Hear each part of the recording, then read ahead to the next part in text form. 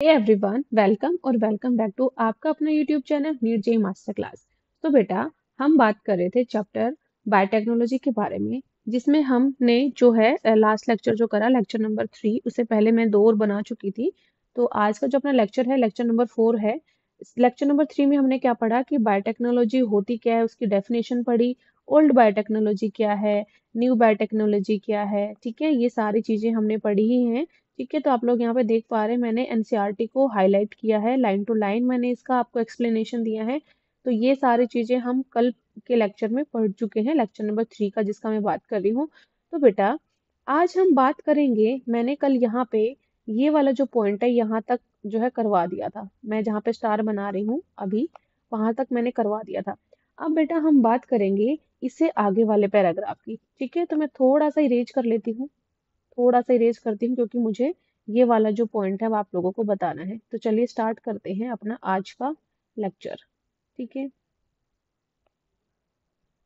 ठीक है बेटा। तो आज हम बात करेंगे, मैं अब दोबारा स्टार लगा रही हूँ, यहाँ से बात करेंगे। और आज हम जो है रेस्ट्रिक्शन एंजाइम तक कंप्लीट कर लेंगे। लाइगेज वाला जो लेक्चर आएगा, लाइगेज का है टॉपिक, और उसके बाद में आपकी इलेक्ट्रोफोरेसिस वगैरह होती है, वो सारी हम नेक्स्ट लेक्चर में कंटिन्यू करेंगे। तो बेटा, इसमें आपकी एनसीईआरटी क्या बोलती है, देखिए। Let us now focus on the first instance of the construction of an artificial recombinant DNA molecule। ठीक है, यहाँ पे बोला गया है कि चलो अब जो है अपना एक आर्टिफिशियल रिकॉम्बिनेंट डीएनए मॉलिक्यूल बनाते हैं। कैसे बनाएंगे? The construction of the first recombinant DNA emerged from the possibility of linking a gene encoding antibiotic resistance with a native plasmid। अब यहाँ पे इस लाइन का मीनिंग क्या कह रहा है कि हमें फर्स्ट रिकॉम्बिनेंट डीएनए बनाना है। वो कैसे बनेगा? हम लिंक कर देंगे किसको? एक ऐसे जीन को जो एंटीबायोटिक रेजिस्टेंस जीन है, और कहाँ से है वो? प्लाज्मिड से है। ठीक है, अगर मैं बात करूं, यहाँ पे लिखा गया है प्लाज्मिड क्या होता है, मैं आपको उसका पूरा लिखाऊंगी बेटा, दिक्कत नहीं है, हम एक बार एनसीईआरटी रीड कर लेते हैं। प्लाज्मिड क्या है? Autonomously replicating circular extra chromosomal DNA है। किसका? Of salmonella typhimurium. ठीक है, अब मैं यहाँ पे आप लोगों को बताऊंगी इसके बारे में डिटेल में। थोड़ा सा और पढ़ते हैं क्या लिखा गया है। Stanley Cohen and Herbert Boyer accomplished this in 1972 by isolating the antibiotic resistant gene by cutting out a piece of DNA from a plasmid which was responsible for conferring antibiotic resistance. The cutting of DNA at specific location became possible with the discovery of so-called molecular seizure। हमने ये बात की थी सबसे पहले lecture में कि जो डिस्कवरी हुई थी आपके रेस्ट्रिक्शन एंजाइम की, वो किसने की थी? Stanley Cohen and Herbert Boyer ने की थी 1972 में। ठीक है, तो अब यहाँ पे आप लोग लिख सकते हैं, जो पूरा पैराग्राफ मैंने आप लोग को रीड आउट कराया है उसमें आप क्या लिख पाएंगे बेटा? देखो, आपको क्या लिखना है, जो मैंने स्टार लगाया है यहाँ से, और रेस्ट्रिक्शन एंजाइम वाले यहाँ पॉइंट तक आप क्या लिखेंगे बेटा? इसको ऐसे करते हैं, ओके, इसको यहाँ से लिखना स्टार्ट करेंगे। देखो क्या होगा बच्चों, ये जो पहली लाइन है, हमें बनाना है अब पहला रिकॉम्बिनेंट डीएनए बनाना है। ठीक है, फर्स्ट रिकॉम्बिनेंट डीएनए बनाना है। तो फर्स्ट रिकॉम्बिनेंट डीएनए में क्या होगा कि हमें जो अपन ने लिंकेज करवाई है, देखो यहाँ पे लिखा गया है ना, the construction of the first recombinant DNA emerge from the possibility of linking A gene. एक ऐसे जीन को लिंक करवाया गया है जो कोड करती है एंटीबायोटिक रेजिस्टेंस के लिए, किसके साथ में? नेटिव प्लाज्मिड के साथ में। तो सबसे पहले इसको समझने के लिए आपको समझना होगा कि प्लाज्मिड जो है होते क्या हैं। प्लाज्मिड जो है वो होते क्या हैं, तो आप लिख सकते हो कि प्लाज्मिड जो होते हैं एक्स्ट्रा क्रोमोजोमल, आप यहाँ पे लिख लीजिए एक्स्ट्रा क्रोमोजोमल। बेटा मैं एक एक वर्ड का मीनिंग बताऊंगी आप लोगों को, ठीक है? जब बच्चे ने पिछले लेक्चर नहीं देखे हैं, चीजों को समझने के लिए एक बार उनको देख के आओ, फिर आप लोगों को ये वाला अच्छे से क्लियर हो जाएगा। तो आपका प्लाज्मिड क्या होता है? एक्स्ट्रा क्रोमोजोमल होता है, डबल स्ट्रैंडेड डीएनए होता है बच्चों। ठीक है, और ये प्रोवाइड करता है, और ये क्या प्रोवाइड करता है? ये प्रोवाइड करता है प्रॉपर्टीज लाइक, ये प्रॉपर्टीज लाइक वायरुलेंस, ये चीजें हम आगे पढ़ेंगे, और antibiotic resistance gene, antibiotic resistance gene. ठीक है, ये मैंने आप लोगों को बता दिया है, यही हम आज करने वाले हैं। हमने यही पढ़ा है कि हमें रिकॉम्बिनेंट डीएनए बनाना है, और वो कब पॉसिबल हो पाएगा, जब हम एक ऐसा जीन लें जिसके पास एंटीबायोटिक रेजिस्टेंस जीन है और उसको प्लाज्मिड में डालें। तो प्लाज्मिड क्या हो गया आपका, एक्स्ट्रोक्रोमोजोमल है, डबल स्टैंडर्ड डीएनए है, और ये प्रोवाइड कर रहा है बेटा प्रॉपर्टी जैसे कि वायरुलेंस और एंटीबायोटिक रेजिस्टेंस जीन इसके पास में होती हैं। ठीक है। और अगर हम बात करें कि जो आपकी लाइन लिखी गई है, इसमें आप बोल सकते हो कि जो फर्स्ट रिकॉम्बिनेंट डीएनए है वो कैसे बना। तो मैं उसका एक फ्लो चार्ट जैसा कुछ बना देती हूँ, आप लोगों को समझने में आसान होगा। देखो कैसे होगा। First recombinant DNA, first according to NCERT की लाइंस। ठीक है। ये हम एनसीईआरटी की लाइंस के अकॉर्डिंग कर रहे हैं।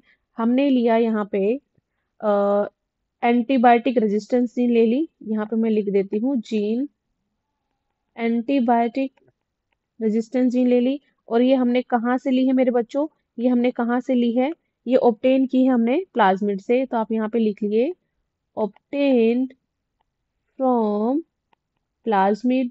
ठीक है, समझ में आ गया। उसके साथ में हमने एक एंटीबायोटिक जीन ली है, प्लस हमने क्या किया है यहाँ पे, एक रेजिस्टेंस जीन ली। ठीक है, यहाँ पे रेजिस्टेंस जीन ली है, रेजिस्टेंस जीन। उसके साथ में हमने क्या लिया, वेक्टर। वेक्टर क्या है हमारा यहाँ पे, प्लाज्मिड है बच्चों। ठीक है। और उसको डाल दिया हमने किसमें, सेल्मोनेला टाइफीम्यूरियम में, सेल्मोनेला टाइफीम्यूरियम में। ठीक है। और उसके साथ में ही क्या करवा दिया, मैं यहाँ पे लिखती हूँ बेटा, यहाँ पे स्टेप नंबर लिखती हूँ। स्टेप ये 1 है ताकि आप लोगों को समझ में आए, 2 ये है, 3 4, और पांचवें स्टेप में आप लोग क्या बोलेंगे, पांचवें में क्या किया, हमने डीएनए लाइगेज लगा दिया। ठीक है। और उसके बाद में हमारा बन के तैयार हो गया रिकॉम्बिनेंट डीएनए। समझ में आया आगे तक, यहाँ तक ओके। अब देखो, यहाँ पे आप लोगों ने एक वर्ड सुना है डीएनए लाइगेज, इसके बारे में डिटेल में हम पढ़ेंगे, लेकिन मैं आप लोगों को बस थोड़ा सा इसके बारे में बता देती हूँ कि डीएनए लाइगेज होते क्या हैं। डीएनए लाइगेज बेटा क्या करते हैं, फोस्फोडाइएस्टर लिंकेज बनाते हैं एटीपी का खर्च करके, फोस्फोडाइएस्टर लिंकेज बनाते हैं। ठीक है। ये डीएनए लाइगेज मतलब दो डीएनए के स्ट्रैंड को जोड़ने का काम करते हैं, सिंपल भाषा में इसका मतलब होता है ये। ओके। अब इससे आगे का जो हमारा पैराग्राफ बोल रहा है कि जो आपके स्टैनले कोहेन और हर्बर्ट बोयर ने 1972 में एक आइसोलेट किया था एंटीबायोटिक रेजिस्टेंस जीन्स, क्या कट करके, उन्होंने एक प्लाज्मिड से डीएनए के पीस को कट किया, और उस उन्होंने कंफर्म कर दिया इसमें एंटीबायोटिक रेजिस्टेंसी है। और जो कटिंग थी डीएनए की स्पेसिफिक लोकेशन बिकम पॉसिबल। अब जो कटिंग थी, जो हमें डिजायर्ड जो फ्रेगमेंट चाहिए था, वो कब पॉसिबल हो पाया, जब हमारे पास मोलिकुलर सीजर थी, उनकी वजह से तो हमने डीएनए को कट किया, उनको नाम दे दिया गया बेटा रेस्ट्रिक्शन एंजाइम का। अब मैं आपको पहले बता देती हूँ, फिर हम इसके बारे में लिखना स्टार्ट करेंगे। The cut piece okay, the cut piece of DNA was then linked with the plasmid DNA. अब हमने क्या किया, यहाँ पे बताया जा रहा है सारा प्रोसेस जो मैं आप लोगों को लिखवा चुकी हूँ ना, ये वाले सारे पॉइंट कि रिकॉम्बिनेंट डीएनए कैसे बना है। The cut piece of DNA was then linked with plasmid DNA, हमने प्लाज्मिड के साथ में इसको लिंक किया। अब ये जो प्लाज्मिड डीएनए है, उन्होंने एक्ट किया वेक्टर की तरह। यही सब चीजें मैंने लिखा है, वेक्टर प्लाज्मिड वेक्टर की तरह काम कर रहा है ये आपका जो प्लाज्मिड है। To transfer the piece of DNA attach to each, मतलब कि हमने क्या किया, डीएनए के पीस को कट किया, फिर उसको हमने लिंक कर दिया प्लाज्मिड के डीएनए के साथ में। अब जो प्लाज्मिड का जो डीएनए था बेटा, वो वेक्टर की तरह काम कर रहा था, और ट्रांसफर कर दिया पीस ऑफ डीएनए जो इसके साथ अटैच किया था। मैंने आप लोगों को पहले भी बताया है, वेक्टर्स क्या होते हैं मेरे बच्चों, वेक्टर्स होते हैं जीन टैक्सी का काम करते हैं। टैक्सी क्या करती है बेटा, जो हमारे पैसेंजर होते हैं उनको उनकी डेस्टिनेशन तक पहुंचाती है। तो आपका वेक्टर जो होता है वो क्या करता है, पैसेंजर डीएनए को उसकी डेस्टिनेशन मतलब डिजायर्ड डीएनए, या जो जिस सेल के अंदर ड्रॉप करना है उसके अंदर वो ड्रॉप कर देता है। समझ में आ गया तक, यस बेटा, मुझे लग रहा है आपको आ गया होगा। यू प्रोबेबली नो दैट, अब आप लोगों को यहाँ पे एग्जाम्पल के थ्रू समझाया गया है कि वेक्टर्स कैसे काम करते हैं। You probably know that mosquito acts as an insect vector to transfer the malarial parasite into human body। अब जो मॉस्किटो होते हैं वो वेक्टर का काम करते हैं ह्यूमन बॉडी में मलेरिया पैरासाइट को फैलाने के लिए। इसी तरीके से in the same way plasmid can be used as vector to deliver an alien piece of DNA into the host organism। यहाँ पे आप एलियन पीस ऑफ डीएनए का मतलब आप समझ लीजिए कि आपका जो डिजायर्ड जीन है, कौन सा, आपका डिजायर्ड जीन, ठीक है, आपका जो डिजायर्ड जीन है उसी को एलियन पीस ऑफ डीएनए बोला गया है। और वो कहाँ तक ले जाना है अपने को, होस्ट ऑर्गेनिज्म तक आपको लेके जाना है। ठीक है, यहाँ तक समझ में आ गया? यस मैम, समझ में आ गया। तो यहाँ पे आपको जस्ट एग्जाम्पल के थ्रू बताया गया है कि जिस तरीके से मलेरियल पैरासाइट फैलता है ह्यूमन बॉडी में, उसको कौन फैलाता है, इंसेक्ट फैलाता है, मॉस्किटो इंसेक्ट फैलाता है। उसी तरीके से जो आपका प्लाज्मिड होता है वो काम करता है। वो कैसे काम करता है, वो वेक्टर की तरह काम करता है और डिलीवर कर देता है alien piece of DNA into the host organism. ठीक, आ गया मैम समझ में। आगे चलते हैं। The linking of antibiotic resistance gene with plasmid vector became possible with the enzyme DNA ligase। अब देखो, अब हम ये सोचें कि मैम जो हमने डीएनए के जो हमारे पास फ्रेगमेंट्स हैं और हमें उसके साथ अपना डिजायर्ड जीन भी लगा दिया है, अब वो उसके साथ लिंक कैसे होगा? तो बेटा ये सारा लिंक होगा, ये दोनों फ्रेगमेंट आपस में जुड़ेंगे एक एंजाइम की वजह से जिसका नाम है डीएनए लाइगेज। मैंने आप लोगों को ऊपर भी बताया था, डीएनए लाइगेज जो होते हैं वो फॉस्फोडाइस्टर लिंकेज बनाते हैं। आप लोग समझ सकते हो, ये ग्लू का काम करते हैं, चिपकाने का काम करते हैं। ठीक है, which acts on cut DNA molecules and join their end, जिस जिस एंड से डीएनए के स्ट्रैंड्स कटे हैं उन दोनों एंड को मिलवाने का, ज्वाइन करवाने का काम करता है कौन, आपका डीएनए लाइगेज। ठीक है, this makes a new combination of circular autonomously replicating DNA created in vitro and known as recombinant DNA. अब आपके पास में एक सर्कुलर ऑटोनोमसली रेप्लिकेटिंग डीएनए बन गया है बेटा, जो हमने कहाँ बनाया है, इन वाइट्रो बनाया, बाहर बनाया है, नोन एज रिकॉम्बिनेंट डीएनए। उसको आप बोलेंगे रिकॉम्बिनेंट डीएनए। ये सारी चीजें मैंने आसान कर दी हैं, आप लोग पहले के लेक्चर्स देखिए, आप लोगों को बहुत अच्छे से समझ में आ जाएंगे। अब आगे चलते हैं, फिर मैं लिखती हूँ इनके बारे में। ठीक है, सारी चीजें जो हमने इंपॉर्टेंट बात करी है। व्हेन दिस डीएनए, अब क्या हुआ, रिकॉम्बिनेंट डीएनए बन गया हमारा। when this DNA is transferred into Escherichia coli, मतलब कि जब हम इस रिकॉम्बिनेंट डीएनए को ट्रांसफर करते हैं ई कोलाई के अंदर, a bacterium closely related to salmonella, और ये जो बैक्टीरिया है, सॉरी ये जो ई कोलाई है, ये रिलेट करती है सैल्मोनेला से। इट कुड रेप्लिकेट, ये रेप्लिकेट करेगी using the new host DNA. अब हमने होस्ट डीएनए के अंदर वो चला गया था रिकॉम्बिनेंट डीएनए, वहां पे रेप्लिकेट करेगी DNA polymerase enzyme and make multiple copies, और वहां पे हमें जो अपने डिजायर्ड जो जीन थी, डिजायर्ड फ्रेगमेंट था, उसकी हमें मल्टीपल कॉपीज मिलने लगेगी। अब यहाँ पे एक डेफिनेशन आती है क्लोनिंग की, मैं ऑलरेडी सारी चीजें बता चुकी हूँ। यहाँ पे लिखा है the ability to multiply copies of antibiotic resistant genes in E. coli was called cloning of antibiotic resistant gene in E. coli। मतलब कि सिंपल में आप लिख सकते हो कि एबिलिटी है किसकी, मल्टीपल कॉपीज बनाने की, किस तरीके से एंटीबायोटिक रेजिस्टेंस जीन की ई कोलाई के अंदर, उसको हम बोलेंगे क्लोनिंग। ये समझ में आ गया? हमने पहले भी बात की थी कि रिकॉम्बिनेंट डीएनए क्या होता है, मैं दोबारा आपको रिमाइंड करा देती हूँ। रिकॉम्बिनेंट डीएनए जो होता है बच्चों, उसमें क्या था आपका डिजायर्ड, स्पेलिंग मैंने गलत लिख दी ना, डिजायर्ड प्लस डिजायर्ड डीएनए होगा आपका, प्लस में आपका होगा वेक्टर डीएनए। ठीक है, इन दोनों के कॉम्बिनेशन से आपका क्या बन जाएगा, रिकॉम्बिनेंट डीएनए। दूसरा यहाँ पे हमने बात करी जीन क्लोनिंग की।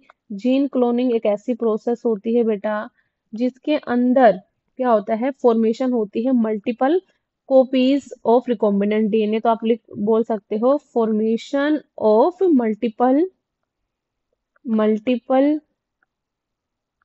Copies of recombinant DNA. ये बात भी समझ में आ गया? ओके, तो आई थिंक आप लोगों को ये पॉइंट क्लियर हो गए हैं। अब हमें एक और पैराग्राफ दिया गया है जो इसको समराइज करता है, किस तरीके से, चलिए बात करते हैं। You can hence infer that there are three basic steps in genetically modifying an organism। मतलब कि यहाँ पे बताया गया है कि अगर हमें किसी भी ऑर्गेनिज्म को जेनेटिकली मॉडिफाई करना है तो उसके लिए बेसिक 3 स्टेप लगेंगे। पहला स्टेप क्या है बेटा? सबसे पहले आपको आइडेंटिफाई करना पड़ेगा आपका डिजायर्ड डीएनए जीन। ठीक है, identification of DNA with desirable gene. जिस डीएनए के जिस फ्रेगमेंट के अंदर आपके डिजायरेबल जीन है बेटा, उसको आपको आइडेंटिफाई करना पड़ेगा। मतलब कि आप लिख सकते हो, मीन्स जो डिजायर्ड है, जो चाहिए, उसको हम पहचानेंगे। समझ में आया? पहला जो पॉइंट लिखा गया है कि identification of DNA with desirable gene, mean जो चाहिए उसको हम पहचानेंगे। दूसरा है introduction of the identified DNA into the host. अब देखो, जो मेरा डिजायरेबल जीन मैंने लिया, सेलेक्ट कर लिया, अब उसको हम डाल देंगे किसमें? होस्ट में। मतलब कि अब यहाँ पे प्रोसेस हो गई है ट्रांसफॉर्मेशन। डिजायर्ड जीन को होस्ट के अंदर डालना और फिर उससे चेक करना कि वो उसमें पहुंचा कि नहीं पहुंचा, उसको हम बोलते हैं बेटा ट्रांसफॉर्मेशन। अब थर्ड क्या है? Maintenance of introduced DNA in the host and transfer of the DNA to its progeny. अब हमने क्या किया? जो हमने ट्रांसफॉर्मेशन हो गई, अब क्या हुआ? यहाँ पे मेंटेन करना है किसको? इंट्रोड्यूस्ड डीएनए को होस्ट के अंदर, और ट्रांसफर करवाना है the DNA to its progeny. ये 3 बेसिक स्टेप होते हैं बेटा किसके अंदर? आपको किसी भी ऑर्गेनिज्म को जेनेटिकली मॉडिफाई अगर करना है तो। ठीक है, आई थिंक आपको ये पूरा पैराग्राफ क्लियर हो गया। इसमें रेस्ट्रिक्शन एंजाइम के बारे में बात की गई थी कि रेस्ट्रिक्शन एंजाइम्स क्या है, डिटेल में हम अभी नेक्स्ट पैराग्राफ में पढ़ने वाले हैं। रिकॉम्बिनेंट डीएनए क्या होता है, जीन क्लोनिंग क्या होती है, ये पूरे पैराग्राफ में दी गई थी। आई थिंक आप लोगों को इसके बारे में अच्छे से क्लियर हो गया मेरे बच्चों। ठीक है, अब हम बात कर लेते हैं मेरे बच्चों कि tools of recombinant DNA technology. अब देखो हम क्या कर रहे हैं, हम रिकॉम्बिनेंट डीएनए टेक्नो मतलब हम बायोटेक्नोलॉजी पढ़ रहे हैं, तो उसमें जो हमने रिकॉम्बिनेंट डीएनए बनाया, उसको बनाने के लिए कौन कौन से टूल लगेंगे, आपको करना क्या है? देखो, जो चीजें आप पीछे पढ़ के आए हैं ना, अभी जो मैंने 1-2 लेक्चर में पढ़ाई है, वही सब बातें रिपीट हो रही है। बस आपको उनको टेक्निकल तरीके से अब समझने की नीड है, बाकी कुछ नहीं है। आप बहुत सारी चीजें सीख सके हो। मैंने बार बार आप लोगों को बताया है रेस्ट्रिक्शन एंजाइम क्या होते हैं, रेस्ट्रिक्शन एंजाइम कितने तरीके के होते हैं, रेस्ट्रिक्शन एंजाइम का काम क्या होता है, किस तरीके से ये काम करते हैं, है ना? सबसे पहला रेस्ट्रिक्शन एंजाइम कौन सा था, तो वो सारी चीजें बच्चों आज मैं आप लोगों को बताने वाली हूँ। ठीक है, तो सबसे पहले हम बात करते हैं बेटा रेस्ट्रिक्शन एंजाइम की। ओके, जो आपका ये दिया गया है tools of recombinant DNA technology में बहुत सारे टूल्स हैं। जैसे कि आप पढ़ेंगे, सबसे पहले रेस्ट्रिक्शन एंजाइम आए, रेस्ट्रिक्शन एंजाइम ने उनको कट किया, फिर आपको जो डिजायर्ड डीएनए फ्रेगमेंट्स हैं वो दिखेंगे, फिर उनमें से आपको सेलेक्ट करना है, इलेक्ट्रोफोरेसिस की मदद से करेंगे, फिर आप उनको डीएनए लाइगेज लगा के ज्वाइन करेंगे, फिर उसको आप प्लाज्मिड के अंदर डालेंगे, वो वहां पे होस्ट सेल की तरफ लेके जाएगा, मल्टीपल कॉपीज बनेंगी पीसीआर की मदद से। फिर जब आपको लगा गया कि आपकी मल्टीपल कॉपीज आ गई, आपको आपका जो प्रोडक्ट था वो मिल गया है, उसको बायोरिएक्टर में डाल के डाउन स्ट्रीमिंग करवा के मार्केट की तरफ भेजा जाता है। तो इस तरीके से होती है आपकी बायोटेक्नोलॉजी की पूरी प्रोसेस। तो ये सारे जो अभी मैंने बताया आपको टूल्स होते हैं। तो tools of recombinant DNA technology. Now we know from the foregoing discussion. अब हमने इसी लाइन का मतलब ये है कि जो हम अभी से पहले जो पढ़ के आए हैं, that genetic engineering or recombinant DNA technology can be accomplished only if we have the key tools। अब हमें पता लग गया कि जो अपने DNA technology, recombinant DNA technology है, एक तो ये, और इसके साथ में ही हमें अगर बायोटेक्नोलॉजी को पढ़ना है या जेनेटिक इंजीनियरिंग करनी है, तो उसके लिए कुछ टूल्स लगेंगे। उन टूल्स का नाम है बेटा रेस्ट्रिक्शन एंजाइम। ठीक है, ये कटिंग का काम करते हैं, मोलिकुलर सीजर होते हैं। पोलीमरेज एंजाइम, है ना, ये क्या करते हैं? पोलीमरेज जो होते हैं पीसीआर वगैरह वो आप पढ़ेंगे, है ना। लाइगेज जोड़ने का काम करते हैं। वेक्टर होता है जो जीन टैक्सी का काम करता है। और आपका होता है होस्ट ऑर्गेनिज्म, जिसके अंदर हम डाल के मल्टीपल कॉपीज बनवाते हैं। तो इसको चलो हम अब समझने की कोशिश करते हैं डिटेल में। ये पैराग्राफ आपका डन हो गया है यहाँ से यहाँ तक। ठीक है मैम, चलो अब हम बात करते हैं बेटा जी सबसे पहले रेस्ट्रिक्शन एंजाइम की, कि रेस्ट्रिक्शन एंजाइम है क्या। ये मैंने आप लोगों को बार बार बताया है, आप लोगों को अब तक याद हो गया होगा, फिर भी कोई नहीं, हम इसको और डिटेल में समझते हैं। देखिए क्या हुआ, In the year 1963, the two enzymes responsible for restricting the growth of bacteriophage in Escherichia coli were isolated. अब देखो 1963 में, एक मिनट बेटा, ये थोड़ा सा जो है गड़बड़ कर गया था, कोई बात नहीं। देखो क्या हुआ, 1963 में दो एंजाइम जो है खोजे गए, जिन्होंने क्या किया, रेस्पॉन्सिबल थे वो restricting the growth of bacteriophage रहे थे, ठीक है। One of this added methyl group to DNA, जिनमें से एक तो मिथाइल ग्रुप ऐड करा था डीएनए में और दूसरा जो है कट करा था डीएनए में। The latter was called restriction endonucleases, तो उनको नाम दिया गया बेटा रेस्ट्रिक्शन एंडोन्यूक्लियेजिस, ठीक है। अब यहाँ पे अगर मैं आप लोगों को लिखवाना चाहूँ तो मैम आप अपने आप यहाँ पे एक नया वर्ड सीखा है यहाँ पे बैक्टीरियोफेज। तो सबसे पहले ही आप लिखिए बैक्टीरियोफेज के बारे में कि बैक्टीरियोफेज होता क्या है, ठीक है। फिर धीरे धीरे हम इन सब के बारे में पढ़ेंगे। बैक्टीरियोफेज क्या होता है मेरे बच्चों, सारी चीजें क्लियर करवाऊंगी, बस आप लोगों को कंसिस्टेंसी से जो मेरे लेक्चर आए उनको देखना है, ठीक है। बैक्टीरियोफेज क्या होता है बेटा, वायरस जो है इन्फेक्टिंग बैक्टीरिया, ये क्या होता है, वायरस इन्फेक्टिंग बैक्टीरिया, ठीक है। जो जो नए वर्ड आते जाएंगे हम उनको पढ़ते जाएंगे।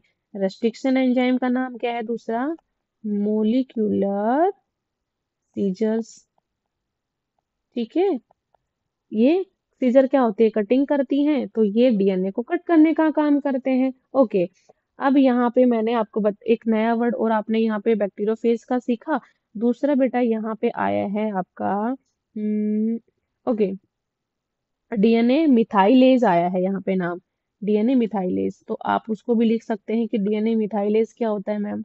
ओके, डीएनए मिथाइलेज जो है ये क्या करेगा बेटा, ये ऐड करेगा मिथाइल ग्रुप किसके साथ में, डीएनए के साथ में, तो आप लिख सकते हैं विच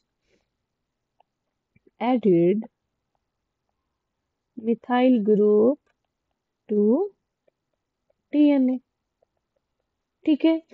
अब यहाँ पे आपने एक ये वर्ड सीखा रेस्ट्रिक्शन एंडोन्यूक्लियस क्या होते हैं, तो रेस्ट्रिक्शन एंडोन्यूक्लियस क्या होते हैं मैं यहाँ पे लिख देती हूँ बेटा, जो फोस्फोडाइएस्टर लिंकेज को ब्रेक करते हैं डीएनए के अंदर। बात कर रहे थे रेस्ट्रिक्शन एंडोन्यूक्लियस की, रेस्ट्रिक्शन एंडोन्यूक्लियस क्या करते हैं बेटा जी, ये विच ब्रेक फोस्फोडाइएस्टर लिंकेज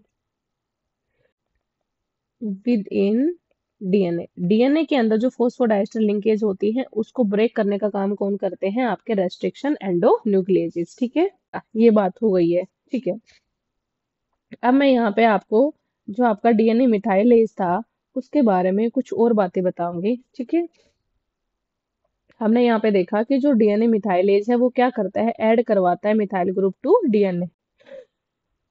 तो बेटा हमने क्या बात करी कि जो आपका डीएनए मिथाइलेज है वो ऐड करवाता है मिथाइल ग्रुप टू डीएनए, लेकिन इसका एक काम और होता है, क्या होता है वो, ये प्रोटेक्ट करता है बेटा, protect bacterial genome from restriction endonuclease, ठीक है।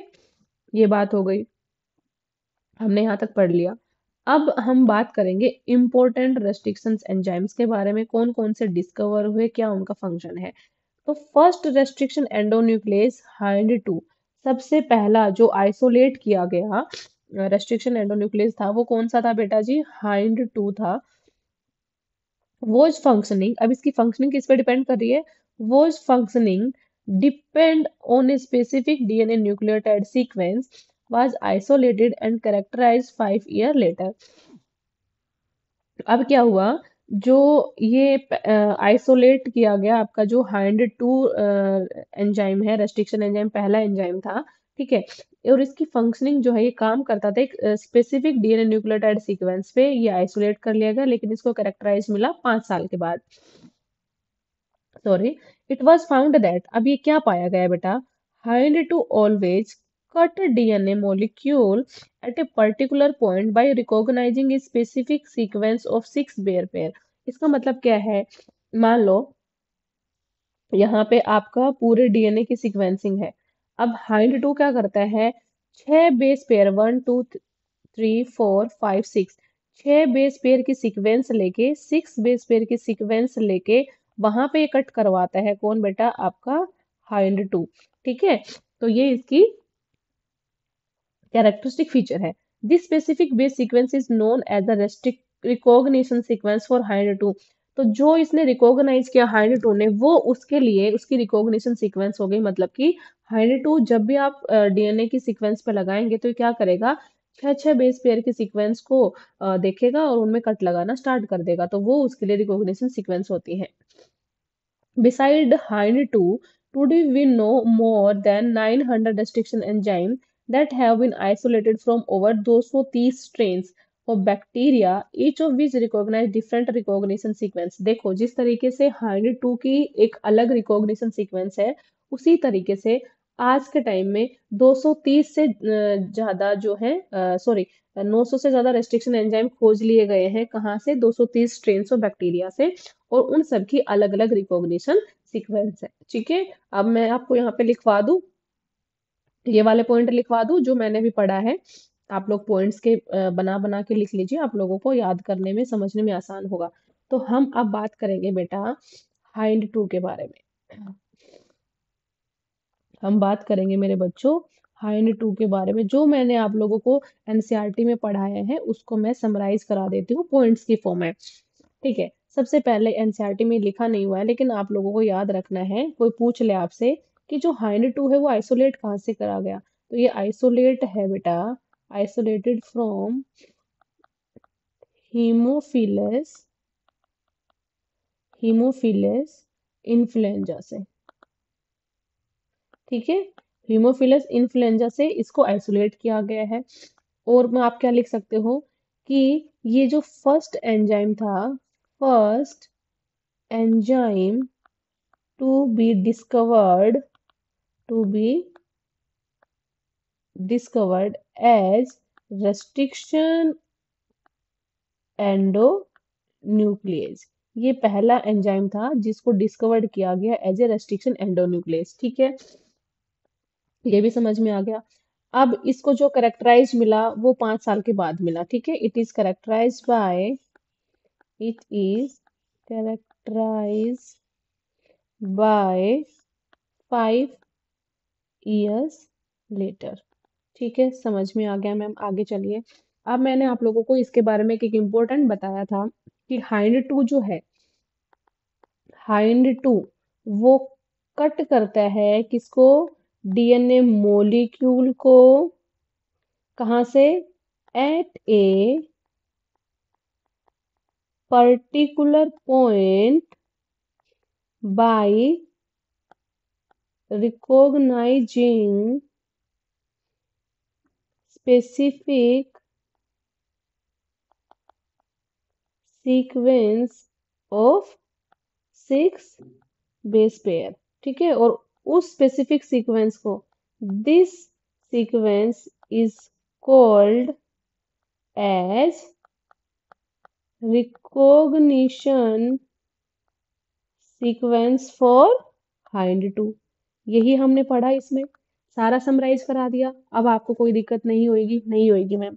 अब यहाँ पे हमने एक दो चीजें और पढ़ी हैं। वो क्या पढ़ी हैं कि आज के टाइम पे 900 से ज्यादा रेस्ट्रिक्शन एंजाइम जो हैं वो आइसोलेट करे गए हैं, किससे, 230 स्ट्रेन से, है ना। और वो उनकी एक अलग जो है डिफरेंट रिकॉग्निशन सीक्वेंस होती है। ठीक है, तो आप यहाँ पे लिख सकते हो इसको भी। बेटा मेरी तबीयत डाउन है तो मेरी जो स्नीज और ये सब हो रहा है उसको इग्नोर करना प्लीज, हाँ। ठीक है, तो यहाँ पे एक ये जो पैराग्राफ है बेटा आपका, यहाँ से इधर से लेके इधर तक, ये क्या कहता है बेटा जी आपका, इसमें आप लिख सकते हैं कि 900 restriction enzymes have been isolated। आपके नोट्स भी बन रहे हैं साथ साथ ये, isolated from over 230 strains of bacteria, 230 strains of bacteria, है ना। और सबकी क्या है, डिफरेंट रिकॉग्निशन सीक्वेंस है। ठीक है, अब हम बात करते हैं बच्चों यहाँ पे एक और इम्पोर्टेंट पॉइंट आता है, चलो मैं पहले बता देती हूँ, पढ़ाती हूँ पहले उसको, फिर हम बात करेंगे। देखो क्या लिखा है इस पैराग्राफ में, the convention for naming these enzyme. अब इन नामों, जो एंजाइम्स इनको नाम कैसे दिया गया, is the first letter of the name comes from the genus. जो भी एंजाइम है ना, अब मैं एग्जांपल लेके बताऊंगी उनको नाम किस तरीके से दिया गया। जैसे कि इको R1 है, उसका नाम ये पढ़ा कैसे, उसको नाम कैसे दिया गया। तो जो फर्स्ट लेटर है वो किससे आया है, जीनस से आया है। Second two letters come from the species, दो उसकी स्पीसीज से हैं, species of prokaryotic cell from which they were isolated. अब जैसे कि मैं यहाँ पे लूँ बेटा, इको R1 का हम एग्जांपल लेते हैं, मैंने लिखा यहाँ पे इको R1, ठीक है। अकॉर्डिंग टू एनसीईआरटी ने जो बोला हम वो लिखते जाएंगे। तो जो आपका पहला है, पहला वर्ड, पहला लेटर जो है वो किससे आया है बेटा, जीनस से। तो आप इसको लिख सकते हैं एस्चेरिचिया कोलाई, इसका पूरा नाम होता है, और ये क्या है बेटा जी, जीनस है। क्या है ये, जीनस है। बाद के जो दो लेटर हैं बेटा, वो क्या है बेटा जी, स्पीसीज है, ठीक है। आर का मतलब क्या है, यहाँ पे स्ट्रेन है, कौन से स्ट्रेन या कौन से बैक्टीरिया से निकाला गया है, ओके। और ये आई क्या है, ऑर्डर ऑफ, मतलब जो मैंने यहाँ पे 1 लिखा है ये क्या है, ऑर्डर ऑफ डिस्कवरी है, ऑर्डर ऑफ डिस्कवरी है। ये समझ में आ गया। इसी तरीके से जो है इन सब रेस्ट्रिक्शन एंजाइम के नाम पड़े हैं, ठीक है। ये सारा मैं आप लोगों को क्लियर करवा चुकी हूँ, फिर भी हम पढ़ लेते हैं, कोई इंपॉर्टेंट लाइन या कोई पॉइंट ना रह जाए, ओके। तो ये हमने पढ़ लिया है। एग्जाम्पल दिया गया है, eco R1 comes from Escherichia coli RY13।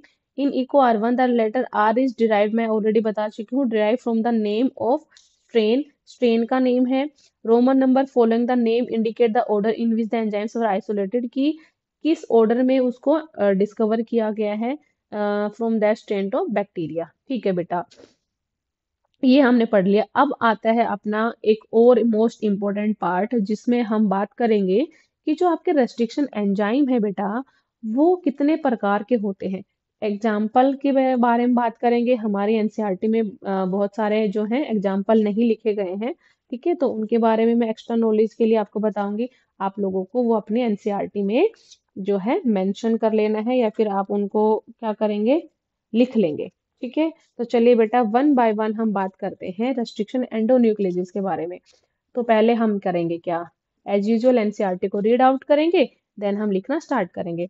यहाँ पे लिखा है, restriction enzymes belong to a larger class of enzymes called nucleases. अब आपके जो रेस्ट्रिक्शन एंजाइम है वो बिलोंग करते हैं किससे, लार्जर क्लास ऑफ एंजाइम से, जिसको आप बोलते हैं न्यूक्लियेजेस, ठीक है। ठीक है ma'am, okay. These are two kinds, मतलब जो रेस्ट्रिक्शन आपके एंजाइम है वो दो तरीके के होते हैं। एक एक तो होते हैं वो एक्सोन्यूक्लियेजेस, इसके बारे में हम आज पढ़ेंगे बेटा। दूसरे होते हैं आपके एंडोन्यूक्लियेजेस, ठीक है, इनके बारे में मैं डिटेल में बताऊंगी।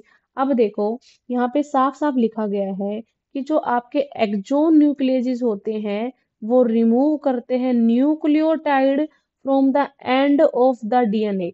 मतलब कि डीएनए के जो एंडिंग वाले पोर्शन है वहां से ये न्यूक्लियोटाइड को रिमूव करेंगे।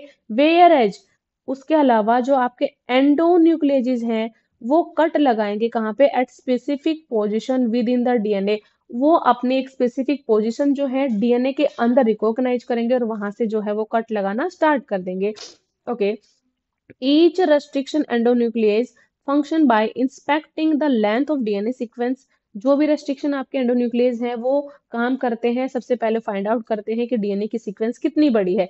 Once it find it specific recognition sequence, it will bind to the DNA. वो पहले डीएनए के साथ बाइंड कर लेंगे, जैसे ही उनको स्पेसिफिक अपनी रिकॉग्निशन सीक्वेंस मिलेगी, and cut each of this two strand of the double helix at specific point in their sugar phosphate backbones.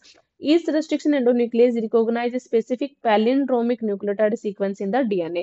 ये पूरा जो लाइन है बेटा, तो वो क्या कह रहा है मैं आप लोगों को बताती हूँ, ठीक है। देखिए बेटा, पहले आप लोग लिखिए, पहले तो हम लिखेंगे कि जो रेस्ट्रिक्शन एंजाइम्स हैं, रेस्ट्रिक्शन एंजाइम वो दो तरीके के हैं, एक्सोन्यूक्लियस हैं, दूसरे हैं आपके एंडोन्यूक्लियस, ठीक है। और एक्सोन्यूक्लियस क्या करते हैं, वो एक्सोन्यूक्लियस करते हैं बेटा एंडिंग के पार्ट की तरफ से कट लगवाते हैं, और आपके जो हो गए कौन से एंडोन्यूक्लियस, वो स्पेसिफिक सीक्वेंस को, डीएनए की सीक्वेंस को अंदर से पहचानेंगे और वो अंदर की तरफ से जो है कट लगवाएंगे। एंडोन्यूक्लियस जो होते हैं आपके, वो पैलिंड्रोमिक सीक्वेंस पे काम करना पसंद करते हैं। ये इसके दो एंड बनेंगे, एक तो ब्लंट एंड बनेंगे और दूसरा बनेंगे स्टिकी एंड। ठीक है, तो यहाँ पे आप लिख सकते हैं रेस्ट्रिक्शन एंजाइम्स। ठीक है, रेस्ट्रिक्शन एंजाइम यहाँ पे है बच्चे दो। एक मैंने बताया आपको एक्सोन्यूक्लियस, दूसरा है आपको बताया मैंने एंडोन्यूक्लियस। ठीक है, एक्सोन्यूक्लियस जो है वो क्या करेंगे बेटा, डीएनए के एंड से कट लगवाएंगे, न्यूक्लियोटाइड को जो है एंड की तरफ से रिमूव करेंगे, और एंडोन्यूक्लियस जो है वो specific position with in the DNA करेंगे। ठीक है, ओके, एक मिनट में आप लोगों को बताती हूँ इसके बारे में। चलिए बेटा, वन बाय वन अब हम पढ़ेंगे। हम्म, ओके, तो जो जो बातें लिखी गई हैं वो हम सारी चीजें यहाँ पे पढ़ लेंगे। ठीक है, आप लोग बोल सकते हो कि जो एक्सोन्यूक्लियस होते हैं वो रिमूव करेंगे बेटा। हमारे एनसीईआरटी में जो लिखा है उसको सिंपलीफाई करवा रही हूँ बस मैं। Remove nucleotide from, sorry, terminal ends. ठीक है, और आपके जो होते हैं एंडोन्यूक्लियस, एंडोन्यूक्लियस जो होते हैं वो आपके जो डीएनए की सीक्वेंस है या स्ट्रैंड्स हैं उनको बीच में से पहचान के वहां पे कट लगाएंगे, और आपके जो एंडोन्यूक्लियस होते हैं वो पैलिंड्रोमिक सीक्वेंस पे काम करना पसंद करते हैं। ठीक है, तो आपके जो क्या बोलते हैं एंडोन्यूक्लियस हैं बेटा, वो दो तरीके के हैं, यहाँ पे लिखेंगे हम। एक होते हैं आपके ब्लंट एंड्स, दूसरे होते हैं आपके बेटा स्टिकी एंड्स। ठीक है, अगर ब्लंट एंड्स की बात करें तो इस पे एग्जांपल आ जाएंगे आपके eco R5, eco RV, SMA1, PVU2, HIND2। ठीक है, और स्टिकी में आ जाएंगे आपके बेटा इको R1 जो आपका गटाक रीजन पे काम करता है। ठीक है, ये हमने पहले भी बात की है। BAM-H1, HIND3, PST1, है ना। आप यहाँ पे लिख सकते हो टाइप 1, और यहाँ पे लिख सकते हो हाँ टाइप 2 वाले। ठीक है, होगा यहाँ पे। अब मैं आप लोगों को कुछ और बातें बताती हूँ जो हमारी इसने लिखी हुई है एनसीईआरटी ने। एनसीईआरटी क्या लिखती है बेटा, एनसीईआरटी ने लिखा हुआ है, चलो मैं ये डायग्राम दिखाती हूँ पहले। ठीक है, आप लोगों को ये तो पता है ना, पैलिंड्रोमिक न्यूक्लियोटाइड सीक्वेंस होती है, मतलब कि ऐसी सीक्वेंस जिसको हम forward as well as backward direction में किसी भी तरीके से पढ़ें वो सेम तरीके से हमें दिखती है। जैसे कि मैडम वर्ड हो गया, आपका मलयालम हो गया, ये नितिन वर्ड हो गया, इनको हम फॉरवर्ड बैकवर्ड जब पढ़ेंगे तो वो सेम तरीके से होती है। ठीक है, और यहाँ पे ये सारी चीजें हो गई हैं डन। ठीक है, अब हम आगे चलते हैं कि रेस्ट्रिक्शन एंजाइम जो है काम किस तरीके से करते हैं। देखो, इसको समझने के लिए हम दो अलग कलर लेंगे। ठीक है, ये ले लिया। देखो क्या हुआ, एक्शन बता रहा है ये आपका रेस्ट्रिक्शन एंजाइम का। सबसे पहला पॉइंट क्या लिखा है, ये है बेटा आपके पास में जो रेड कलर से दिखाया गया है, ये आपका वेक्टर डीएनए है, और ये है आपका फॉरेन डीएनए, है ना। अब वेक्टर डीएनए क्या करता है, वेक्टर डीएनए एक जीन टैक्सी की तरह काम करता है, जिसमें वो अपना जो डिजायर्ड चीज है वो लेके जाता है कहाँ तक, जहां तक आपको चाहिए उधर तक। ठीक है, होस्ट तक लेके जाता है। तो इसमें क्या हुआ, the enzyme cut both DNA stand at same site. अब ये आपका जो रेस्ट्रिक्शन एंजाइम था, इसने क्या किया, दोनों स्टैंड को सेम साइड से कट करा, और हमने एग्जांपल कौन सा यूज करा है, इको R1। मैंने आपको बताया जो आपका इको R1 होता है वो पैलिंड्रोमिक सीक्वेंस पे काम करना पसंद करता है। ठीक है, तो यहाँ पे क्या किया इसने, जैसे आपने घटाक रीजन है ये GAATTC। ठीक है, तो उसने यहाँ से कट लगाया, तो आपके पास बन गया इस तरीके से बन गया। एक तो ये बन गया और एक ये बन गया। ठीक है। Eco R one cuts the DNA between bases G and A only. यहाँ पे लिखा है कि आपका जो इको आर वन है वो कट करता है बेसिस ओनली जी और ए के अंदर। जी और ए जो आपका ग्वानिन और एडेनोसिन बेसिस हैं उनके साथ में ही वो कट करते हैं। Only when the sequence gatag is present in the DNA, ये मैं बता चुकी हूँ। ये आपका फॉरेन डीएनए है। फॉरेन डीएनए के पास में भी हमने सेम एंजाइम लगाया है यहाँ पे, कौन सा, इको आर वन। उसने वही जी और ए के पास से कट किया ऐसे। तो एक तो ये वाला बन गया, ये वाला बनेगा। ठीक है। इधर से एक तो बनेगा आपका ये और एक ये बनेगा। ठीक है। इसको रिमूव करते हैं, समझ में नहीं आ रहा है ये रेड में। ओके बेटा, तो देखो क्या हुआ। इको आर वन ने अपना काम कर दिया, ये इसने जी और ये ए वाले बेस पेयर के पास से कट लगाता है। तो अब स्टिकी एंड क्या करेंगे, मतलब कि आपके यहाँ पे डीएनए लाइगेज जो है वो फ्रेगमेंट्स को ज्वाइन करवाने का काम करेगा। तो जब हम इसको इसके साथ जोड़ेंगे तो आपके पास में क्या बनेगा, रिकॉम्बिनेंट डीएनए बन जाएगा। आप लोगों को आई थिंक क्लियर हो गया होगा। इसमें सिर्फ कुछ नहीं बताया गया, इसमें ये बताया गया है कि एक हमने वेक्टर डीएनए लिया है, एक फॉरेन डीएनए लिया है, दोनों के ऊपर हमने इको आर वन लगवाया है restriction enzyme. Eco R one जो है वो गटाक रीजन पे काम करता है, मतलब कि जी और ए जो आपका बेस पेयर उसके बीच से कट करेगा। जब ये कट किया तो हमारे पास स्टैंड्स बने, ये हमारे स्टिकी एंड बन गए। स्टिकी एंड को चिपकाने के लिए हमने डीएनए फ्रेगमेंट्स को चिपकाने के लिए लाइगेजेस लगा दिए यहाँ पे, और लाइगेज लगाने के बाद हमारे यहाँ पे रिकॉम्बिनेंट डीएनए की फॉर्मेशन हो गई है। ठीक है। ये सब यहाँ पे लिखा हुआ है। अब यहाँ पे लिखा हुआ है ये, do you know that palindromes are, की क्या होते हैं palindrome, these are group of letters that form the same words when read both forward and backward. ये मैंने बता दिया। मलयालम हो गया, नितिन हो गया, मैडम हो गया। As against a word palindrome where the same word is read in both direction, the palindrome in DNA is a sequence. अब डीएनए के अंदर पैलिंड्रोम कौन सी होती है, तो आप लोग देख लीजिए। The palindrome in DNA is a sequence of the base pair that read same on the two strand when orientation of reading is kept the same. For example, the following sequence read the same on the two strand मतलब कि 5 to 3 prime direction में। This is also true if read in 3 to 5 prime direction। ठीक है। अब देखो बेटा, यहाँ पे और भी चीजें दी गई हैं। यहाँ पे अब आप लोगों को पता चलेगा कि जो क्या बोलते हैं, ये जो डायस्टर बॉन्ड है, एस्टर बॉन्ड है, वो कैसे कट वगैरह हुए हैं, ये सारी चीजें मैं आप लोगों को यहाँ पे बताऊंगी। ओके, यहाँ पे लाइगेज वाला बताया गया होगा शायद, डायग्रामेटिक रिप्रेजेंटेशन है। ओके, ये वाला तो हमें कल करना था। एक minute, stand television number this to opposite stand. ठीक है। ओके, मैं यहाँ तक नहीं करवाऊंगी आज, हम इसको जो है यहीं तक करेंगे। बाकी मैं आप लोगों को इसके अंदर जो और इन्फॉर्मेशन है, डिटेल इन्फॉर्मेशन, वो मैं आप लोगों को बेटा एक बार बता देती हूँ। देखिए क्या होता है, आप लोग अपने एनसीईआरटी में उसको जरूर नोट करना। बहुत इंपॉर्टेंट पॉइंट मैं यहाँ पे आप लोगों को बताने वाली हूँ, और वो है क्या, देखो हमने बात करी। अब आप लोगों को है ना कुछ चीजें क्लियर नहीं हुई होंगी कि मैम फोस्फो एस्टर बॉन्ड क्या होता है, फोस्फो डाइएस्टर बॉन्ड क्या होता है। तो देखो मैं बताती हूँ आपको क्या होता है।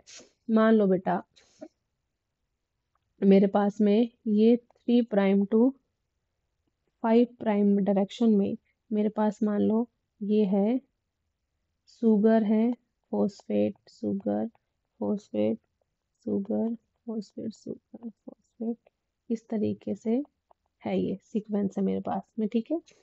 तो हम अगर इसका वो बनाएंगे, कॉम्प्लीमेंट्री बनाएंगे, तो मैं यहाँ लिख सकती हूँ 5 प्राइम टू 3 प्राइम, तो मैं यहाँ लिख सकती हूँ ना, फॉस्फेट सुगर, ये हो गया फॉस्फेट सुगर। आप इसको कॉम्प्लीमेंट्री बना लीजिए, आसान है। ठीक है। अब देखो बेटा, आपको फोस्फो एस्टर बॉन्ड क्या होते हैं। सबसे पहले हम बात करेंगे फोस्फो एस्टर बॉन्ड्स की, कि ये बॉन्ड क्या होते हैं। ठीक है। तो आप लोग बोलेंगे कि the bond between sugar and phosphate, मतलब कि जो भी बॉन्ड फॉस्फेट और सुगर के बीच में बन रहा है उसको हम बोलेंगे फोस्फो एस्टर बॉन्ड। तो आपके अकॉर्डिंग ये वाला जो बॉन्ड है ये क्या हो गया है आपके पास, फोस्फो एस्टर बॉन्ड बन गया है। ठीक है। दूसरा आता है आपका फोस्फोडाइएस्टर बॉन्ड। कौन सा? फोस्फोएस्टर बॉन्ड में आप लिखेंगे शुगर और फॉस्फेट के बीच में। दूसरा आता है फोस्फोडाइएस्टर बॉन्ड। अब फोस्फोडाइएस्टर बॉन्ड किसको बोलेंगे बेटा जी? हम बोलेंगे, मैं कलर चेंज करती हूँ, यस, हम बोलेंगे फोस्फोडाइएस्टर बॉन्ड वन शुगर, एक शुगर होगी और उसके साथ में दो फॉस्फेट ग्रुप ऐड होंगे। तो आप लोग बोल सकते हैं इस वाले को, मैंने बोला एक शुगर होगी और दो फॉस्फेट ग्रुप होंगे, तो ये हो जाएगा आपका फोस्फो डाइएस्टर बॉन्ड, मतलब कि one sugar in between two phosphate group. समझ में आ गया? अब एक आपका आता है हाइड्रोजन बॉन्ड और एक आता है आपका ग्लाइकोसिडिक बॉन्ड। तो वो भी हम पढ़ लेते हैं कि हाइड्रोजन बॉन्ड किसे कहते हैं। हाइड्रोजन बॉन्ड बेटा बोलेंगे आप कि जैसे यहाँ पे मैं लिखूं ए और टी, ये वाला जो बॉन्ड बना ना बेटा, ये वाला, ये क्या है? आपका हाइड्रोजन बॉन्ड है। ठीक है। और लास्ट बच गया हमारा ग्लाइकोसिडिक बॉन्ड। ग्लाइकोसिडिक बॉन्ड होता है फॉस्फेट। ठीक है। अब मैं इसका कॉम्प्लीमेंट्री बना के जी ऐसे आप बोल सकते हो। जो आपका कौन सा था ये? Glycosidic bond. ग्लाइकोसिडिक बॉन्ड जो है वो क्या होता है? तो आप लिख सकते हो in between nucleotide and phosphate group. ठीक है, ये हो जाएगा आपका ग्लाइकोसिडिक बॉन्ड। ठीक है, यहाँ तक मेरे बच्चों आपको क्लियर हो गया? कोई दिक्कत नहीं है आपको? नहीं होनी चाहिए।